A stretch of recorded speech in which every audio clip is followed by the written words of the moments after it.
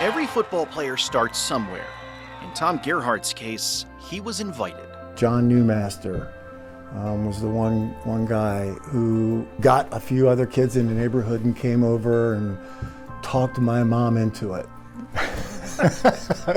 And they said that we promise he won't get hurt. Of course, when they made that promise, they didn't realize how far the game of football would take him. I was just like every other player for the most part, you know.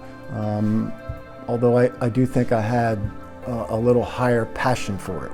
I just think that my heart beat a little faster than most when it came to that game. After his time at Cedar Crest, Gerhart went to Salem College to play for Terry Bowden, and then on to Ohio University, where he had to prove himself again and again. I walked onto the team and had to go through a lot. I made the team, and I was redshirted the next year.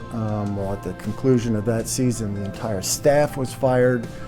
We come back to school, we have a whole new coach, a whole new staff, and unfortunately for me, they never had my name on the roster. So I had to go through that all over again. Gerhart worked his way up to team captain for the Bobcats, and after his college playing days, he linked up with a semi-pro team in Chambersburg.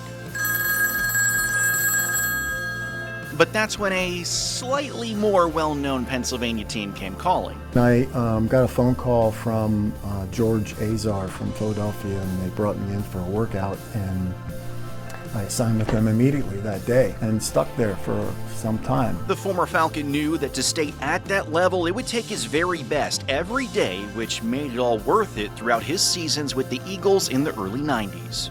I think the game of football has made me the person that I am today. It kind of laid out that structure and that dedication, that discipline, the ability to, perhaps experience something that's not so good and stay positive and stay at it. He will still watch the game that he loves, but with Philly, what's old is new again, and seeing the return of the jersey that he wore is a trip back in time. I wish they would go back to that. And everyone I know seems to like that color too. Yeah, it does bring you back.